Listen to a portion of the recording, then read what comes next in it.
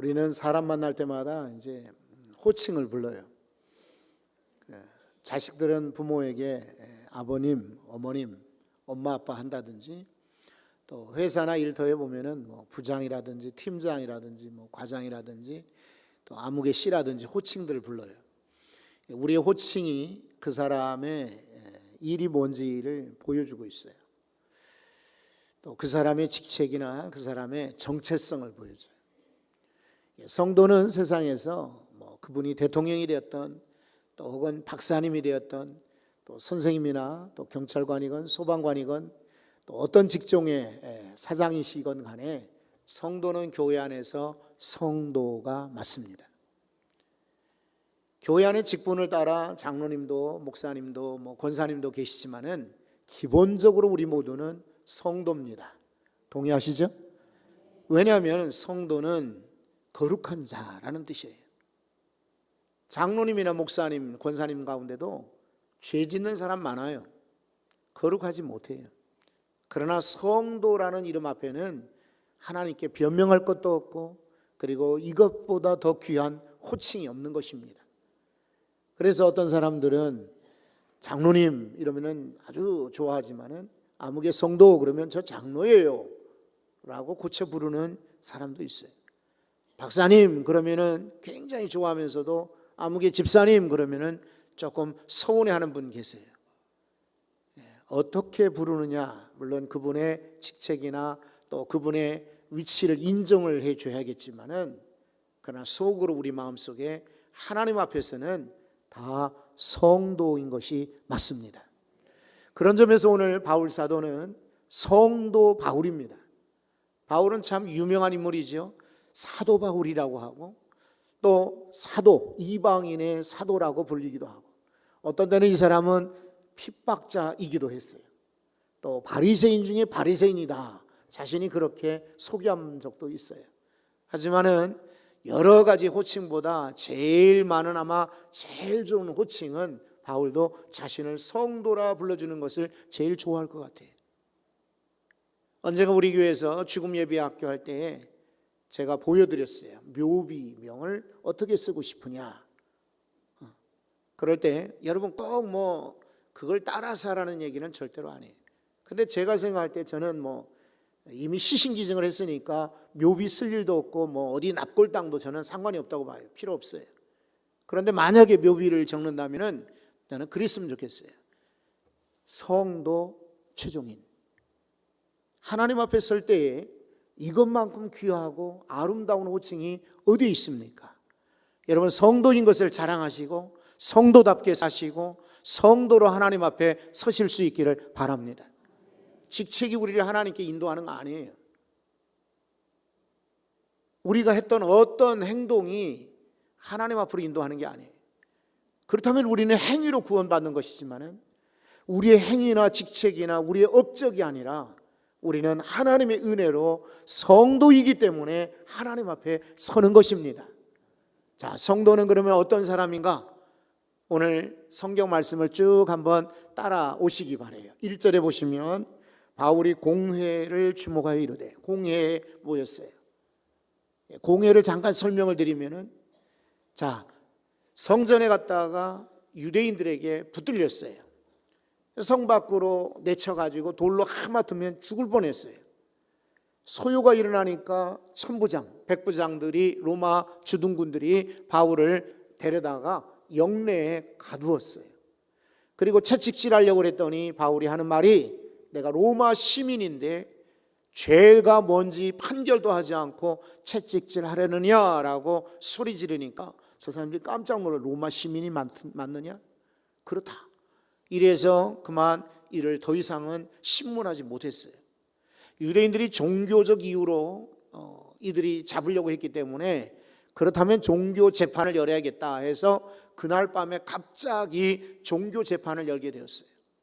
유대인들은 예루살렘에 사내드린 공회라는 그런 큰 의결 기구가 있어요. 우리식으로 말하면 의회입니다. 70명 정도로 구성되어 있어요. 이들이 모여서 한밤중에 바울을 이제 재판을 하게 되는 거예요. 바울이 자기가 먼저 자신을 변호하게 되었어요. 그래서 공회 앞에 주목하였다. 이 주목은 힘있게 바라보다 이런 뜻입니다. 그냥 흐리멍텅 끌려온 것이 아니에요. 이 공회원들 앞에 자신을 확실하게 왜 내가 이곳에 왔는지, 나는 전혀 죄가 없다는 자신을 당당하게 변호하기 위해서 공회를 주목하는 것입니다. 그리고 나서 바울이 하는 말이, 나는 여기 성경 1절 보세요. 오늘까지 범사의 양심을 따라 하나님을 섬겼노라, 이렇게 증언을 시작을 합니다. 두 가지예요. 범사에, 이런 말이에요. 범사라는 것은 요즘에 이런 말 잘 안 써요.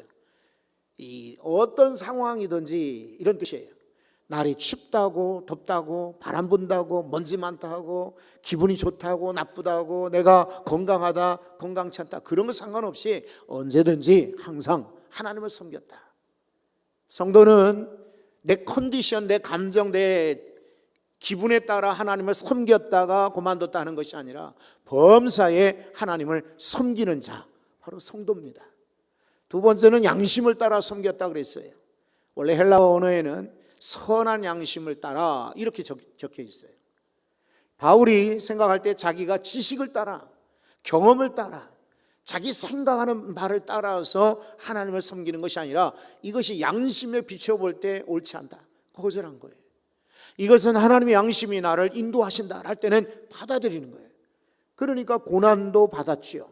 왜냐하면 이건 양심에 따라서 이렇게 하는 게 옳다라고 믿었기 때문입니다. 다시 말해 사랑하는 성도 여러분, 우리는 성도는 내 마음대로 섬기는 자가 아니라 양심을 따라 섬겨야 됩니다. 여러분 한번 스스로를 돌아보십시오. 양심에 자책이 없고 불만이 없고 꺼리낌이 없고 당당하다면은 여러분 그렇게 믿으셔야 됩니다. 그러나 만약에 조금이라도 마음에 걸려요. 내가 이렇게 믿어서는 안 되고 이렇게 살아서는 안 되는데, 이런 마음에 조만큼이라도 이만큼이라도 마음에 걸림이 있으면은 당당하게 그리고 과감하게 거부하시기를 바랍니다. 이렇게 평소에 늘 한결같이 양심을 따라 섬기는 자, 성도입니다. 그랬더니 옆에 있는 대제사장이 하는 말이, 대제사장 아나니아가 2절에 보면은요, 바울 곁에 서 있는 사람에게 그 입을 치라. 입을 치라는 것은 더 이상 말 못하게 하라, 이러는 거예요. 근데 여기 종교재판에는 사실은 바울이 붙들려 왔으면은 그가 무슨 죄를 졌는지 어떤 문제를 일으켰는지를 들어봐야 돼요. 근데 듣지도 않고 아나니아는 자신이 대제사장의 권위를 가지고 있죠. 자리를 갖고 있으니까 재판도 해보기도 전에 저 입을 치라라고 그냥 즉결 판결을 내리는 거예요. 바울이 그렇다고 해서 여기에 조금 더 굴복하거나 움찔한다든지 위축되지 않았습니다. 언제나 그렇듯이 이번에도 한번 보십시오. 3절 보시면은 바울이 이르되 회칠한 담이요. 예? 이 담벼락이 오래되면은 이제 썩잖아요. 이끼도 끼고. 그럼 거기다가 세면입니다. 세면을 그냥 발라버리는 거예요. 예. 이제 이스라엘 땅에는 석회질이 많고 석회암들이 많으니까 그걸 가루로 내가지고 그걸 뿌리는 거예요. 그러면 겉으로 볼 때는 근사해 보여. 안에는 지금 다 썩어지는데, 예수님께서 바리새인들을 보고 회칠한 무덤 같도다 그러셨어요. 무덤은 안에서 시신이 다 썩는데 여러분 거기다가 이제 흙으로 덮고 아니면은 거기다가 회로 칠한다면은 겉은 멀쩡해 보이지만은 속은 썩어 있는 것처럼, 바리새인들이나 종교 지도자들이 속은 썩은 거예요. 그런데 겉으로 볼 때 멀쩡해 보인다고 해서 그들의 위선을 지적할 때 회칠한 무덤 같다. 바울도 같은 의사야로 회칠한 담이요라고 말합니다. 그러면서 하나님이 너를 치시리로다 라고 대신 경고하고 있어요. 얼마나 담대합니까? 우리 보통 사람 같으면은 그 지금 공회에 앉아 있는 사람들이요 70명 정도 된다고 그랬잖아요. 그런데 아마 이건 중요한 이슈가 되기 때문에 예루살렘에 사는 이들이 다 아마 거기에 방청객으로 왔을 거라고요. 거기 들어가는 자리가 150석이 안 돼요. 그러니까 아마 가득 찼을 거예요. 거기에 많은 사람들 앞에 자기 편은 아무도 없어요. 바울 혼자서 지금 말하는 거예요. 하나님이 도리어 너를 치실 것이다. 이렇게 담대하게 꾸짖는 것을 보십시오. 근데 실제로 바울이 이렇게 예언한 것처럼 얼마 후에는 이스라엘에 폭동이 일어납니다. 옛날에 원래 대제사장은요, 그건 종신직이었어요. 죽을 때까지 대제사장이었어요. 교황들처럼. 그랬는데 로마 정부에서 정권을 잡고 이 유대를 마음대로 휘두르기 위해서 대제사장을 바꾸기도 하는 거예요.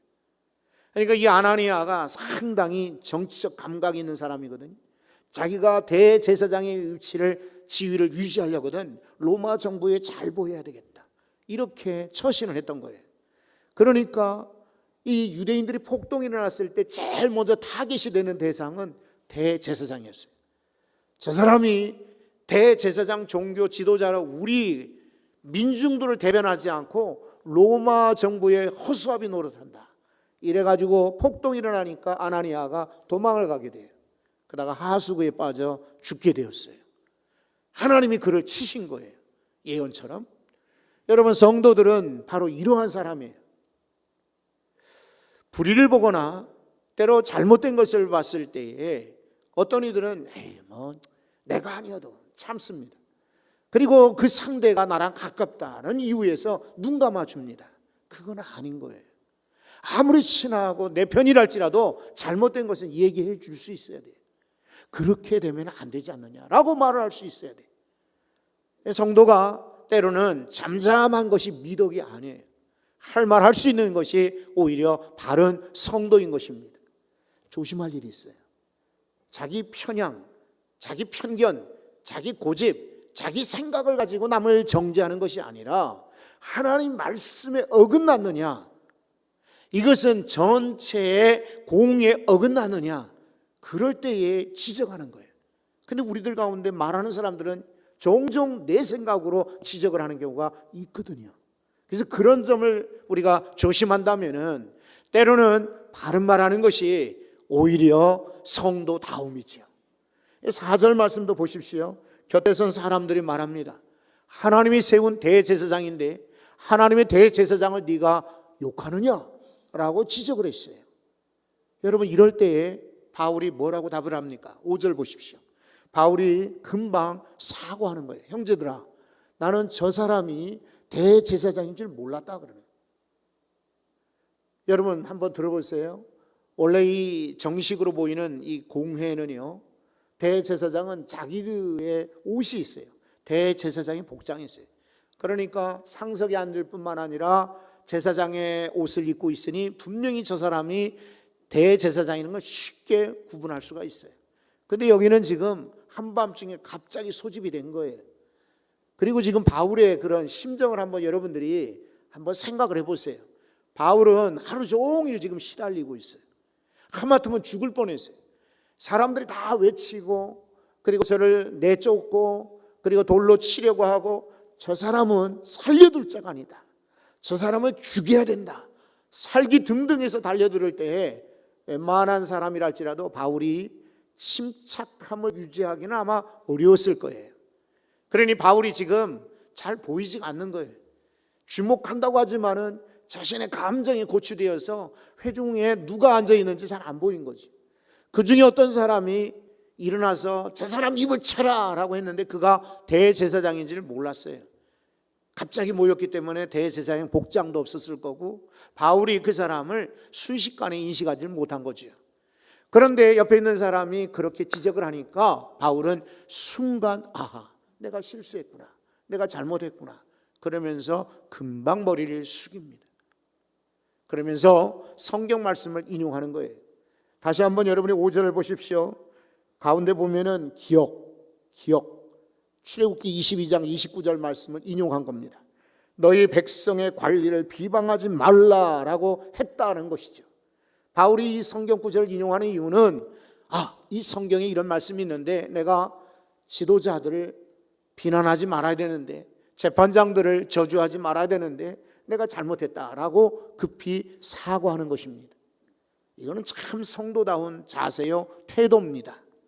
성도는요, 때로는 이와 같은 열린 마음이 있어야 됩니다. 내가 잘못했구나, 내가 실수했구나, 금방 사과하는 것입니다. 내가 아무리 어른이고 상대가 어린아이라 할지라도 후배거나 나이가 어리거나 이짐이 든 사람이랄지라도 누구나 우리는 완벽한 사람 없어요. 완전한 사람 아무도 없어요. 언제든지 우리는 실수할 수가 있어요.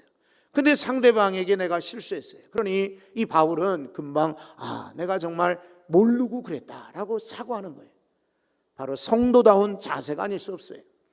자, 그러면서 6절을 한번 보십시오. 바울이 그 중에 일부는 사두개인.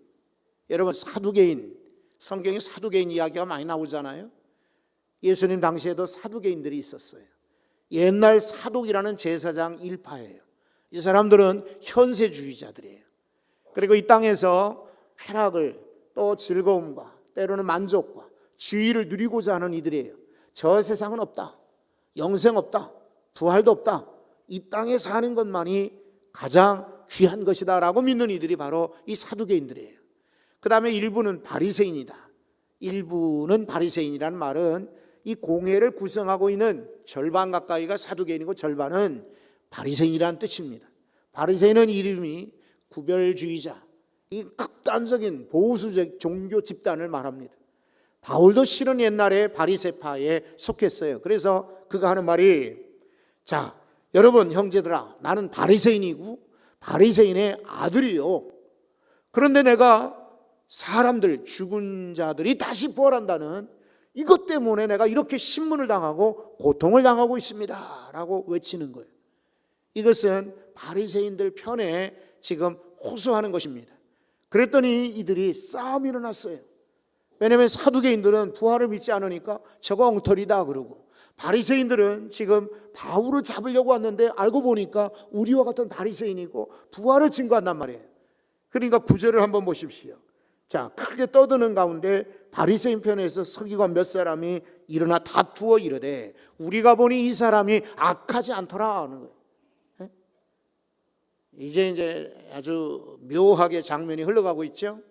처음에는 같이 잡으려고 했는데 이제는 바울이 아니라 자기들끼리 싸움이 벌어지는 거예요. 이렇게 만드는 이유는 뭡니까? 바울이 자신이 이 상황을 면하기 위해서, 피하기 위해서가 아니에요. 한 번이라도 오히려 죽은 자의 소망, 곧 부활, 예수 그리스도의 부활을 증거하기 위해서, 전도하기 위해서 자기가 이 말을 한 거예요. 여러분, 그래서 이 사람이 이 얘기해가지고 풀려났던가요?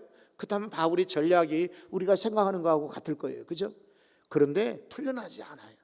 다만 이런 상황에서 싸움을 붙이겠다는 의도가 아니라 한 번이라도 더 죽은 자의 소망은 바로 부활인데, 바로 인생의 최고의 부활자이신 예수 그리스도의 부활이며 그 부활이 바로 우리의 부활이다 하는 것을 전하기 위해서 이런 말을 한 겁니다. 여러분, 이와 같이 때로 우리 성도들은 지혜롭게 세상을 볼 줄 알아야 돼요. 저도 그렇지만은 교회 열심을, 또 교회 열심히 나오는 이들 가운데는 성경만 봐요. 세상을 잘 몰라요. 믿는 이들만 생각해요. 믿지 않는 사람들 별로 안 만나려고 해요. 우리들끼리만 위해서 교제하고 만나요. 그 믿지 않는 사람들은 전혀 상대를 안 하는 것입니다. 이러다 보니까 세상이 더 이제 교회와 세상이 멀어지고 있어요. 그 이 괴리가 생기고 문제가 많이 발생하는 거예요. 예전에 우리 교회 새로 짓기 전에 임시 성전이 있을 때인 것 같아요. 선교사 한 분이 찾아왔어요. 여기 삼원연립에 사무실, 임시 사무실 있을 때에, 자, 식사 때가 되었으니 식사로 갑시다. 제가 시장 앞에 국밥집에 모시고 왔어요. 그러면서 여기 우리 임시 예배 처소가 여기요라고 알려주고 식당에 갔어요. 식사를 맛있게 하고 계산하려고 나오는데 계산대 바로 이 현관 문 위에 있잖아요. 여기에 부적이 붙어 있어요. 빨간 부적이 이렇게 크게 붙어 있어요. 선교사님이 그걸 보더니 그 주인에게 한마디 합니다. 아니, 이거 부적 붙여본다고 장사가 잘 되는 줄 압니까? 그러는 거예요. 제가 아주 참 난처해요. 왜냐하면 이 선교사님은 그냥 이 동네 떠나면 그만이지만 나는 계속 만나야 되잖아요. 그런데 이 선교사님이 전도한다고 그렇게 말씀하신지 몰라도 사장이 어쩔 줄 몰라 하는 거예요. 사장님이 뭐라고 말을 못 하잖아요. 이런 거 부적 붙여놓으면 안 돼요. 장사하는 집이. 사실은 그 선교사님 말이 맞긴 하죠. 이제 내실에 안쪽에 붙여놔서 모르는데 사람들이 왕래하는 곳에 붙여놨으니 저는 근데 한 번도 못 봤는데 그분은 또 보셨던가 봐요. 그런데 이제 문 밖에 나왔는데 나오자마자 이분이 저한테 그러는 거예요. 목사님, 이왕이면은 교회 다니는 분들 식당에를 데려다가 주세요. 저렇게 믿지 않는 사람 그 안에 다 들리는데 이런 얘기하니까 막 내가 막 어쩔 줄 몰라요. 그 자리에서는 제가 얘기는 안 했습니다만 혹시 여러분들 중에 그런 분들 계시면 한번 여쭤볼게요. 어쩌다 한 번씩 택시를 타는데 택시 문을 열고 택시 기사 보고 종교가 뭐요? 절에 다닙니다. 그러면은 그냥 패스. 저 교회 다닙니다. 좋아요. 이렇게 타는 사람이 있어요? 그러면 안 돼요. 여러분 만약에 일터에 아르바이트 만약에 직원을 뽑는다고 하는데 종교를 물어가지고 교회 다니다 합격, 교회 안 다녀? 불합격. 이렇게 할 수 있어요? 그거 안 돼요. 여러분 내가 평생 만나야 되는 배우자라면 모를까, 그죠? 오랫동안 같이 일하는 정식 직원이라면 혹시 모를까. 그래도 사실은 안 되지만은 우리 사장님이 신앙으로 오히려 직원들을 감동하고 변화시켜서 예수 믿게 만들어야지. 너무나 닫혀 있어요. 나는 그 선교사님이 어떻게 선교하실려나 난 걱정이 아주 그냥 많아요. 여러분 우리 좀 믿는 사람들이 좀 열려 있으시기를 바래요. 꼭 믿는 사람들끼리 만나고 우리끼리 하다 보니까 식사 때도 보면 꼭 그 사람들끼리 앉아 있어요. 그러면 안 돼요. 새로 나온 분들이요 얼마나 속상해하는지 몰라요. 평화교회 갔더니 자기들끼리만 수군거리고 자기들끼리만 식사하고 자기들끼리만 커피 마시고 자기들끼리만 논다고요. 여러분 우리 믿는 분들은 오늘 바울과 같이 열려져 있어야 돼. 상황을 볼 줄 알아야 돼요. 지혜로우셔야 돼요. 저 사람들은 사두개인들 부활을 믿지 않으니까 이번 기회에 내가 부활을 전해야 되겠다. 말 한마디 해도 도전되는 이야기지 않습니까? 특별히 여러분 11절 말씀을 한번 주목해 보십시오. 저는 이 11절을 아주 좋아해요. 그리고 여러분들에게도 이 말씀을 드리고 싶어요. 그날 밤이 언제입니까? 바로 지금 오늘 밤이었어요. 바울에게 힘든 하루였습니다. 어쩌면 이 하루 종일이 몇 년 흐른 것 같이 세월이 굉장히 긴 것처럼 느껴지는 하루였을 겁니다. 밤에 성경에서 말하는 밤은요 대개 환난이나 고통의 때를 말합니다. 신문 받고 그리고 채찍질 맞을 뻔하고 그리고 돌 맞을 뻔하고 죽는 그런 욕설을 다 넣는 그 환난의 때 말이죠. 그날 밤에 주께서 바울 곁에 서셨어요. 여러분 저 3월 20일부터 해서 자살 예방학교 하잖아요. 우리 교회 수요일마다 이제 할 겁니다. 중국 가기 전에 이거 교재를 다 만든다고 책을 무지리 봤어요. 원고를 막 열심히 썼어요. 제가 교회에서 일하고 집에는 그냥 빈손으로 가는데 워낙 바빠가지고 교회에 나갈 때 가방을 들고 갈 정도로 어쨌든 하여튼 논문이며 책들을 많이 봤어요. 근데 사람들이 왜 자살하는가? 여러 가지 이유가 있지만은 옆에 아무도 없다. 이럴 때 사람들이 자살한대요. 근데 성도 여러분들 우리 곁에는 아무도 없는 것이 아니라 바로 우리 주님이 계십니다. 여러분이 힘들고 어려운 그날 밤, 환난의 밤, 고통의 밤, 눈물의 밤, 잠 못 이루는 밤이 올지라도 주께서 바울의 곁에만 서시는 것이 아니라 내 곁에 서십니다. 뉴스 보시잖아요. 북한 지도자 김정은이 거만하게 긴 소파에 이렇게 앉아 있어요. 그러면 자기 아버지 뻘 되는 큰 형님 삼촌 뻘 되는 이들이 저 뒤에서 멀리서 말이죠 손 모으고 이러고 서 있어. 아니면 수첩을 들고 메모를 한다든지. 그렇죠? 그건 세상 지도자들이에요. 그러나 오늘 주님은 뭐라고 하십니까? 바울이 그 환난당하고 고통당하는 바로 그 곁에 섰었어. 나중에 사도행전 27장에 보면 바울이 탔던 로마로 가는 배가 파선을 당하잖아요. 사람들이 전부 살소망이 끊어졌어요. 다 이제 해도 보이지 않고 달도 보이지 않고 풍랑 속에 다 버렸는데 배가 막 깨지는 거예요. 죽을 때가 되었는데 바울이 가판에 올라서서 여러분 안심하십시오.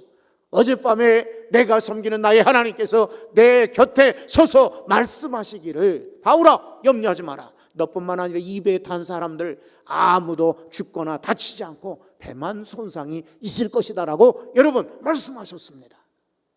이렇게 바울이 설교하니까 정말 그대로 되었어요. 바울 곁에만 서실까요? 우리 주님은 여러분이 힘들고 어려울 때도 옆에 서서 붙잡아 주시고 함께 하실 줄 믿습니다. 이게 성도입니다. 아무도 없는 것이 아니라 성도는 바로 주님이 곁에 서서 손잡아 주시고 위로해 주시고 격려해 주시는 겁니다. 금년에 대학에 들어간, 서울에 제법 이렇게 알려진 대학에 들어간 100명 학생을 대상으로 조선일보에서요, 맛있는 공부라는 섹션이 있는데 거기서 설문조사를 했대요. 지난 주간에 100명에게 물어봤어요. 너희 부모님이 너희에게 했던 것이 어떤 게 제일 고맙더냐, 어떤 게 제일 유익했느냐라고 여러 가지가 있는데 그중에 하나만 뽑아봐라 그랬어요. 격려, 칭찬이 제일 유익했습니다. 심리적으로 안정이 되었어요. 53명이에요.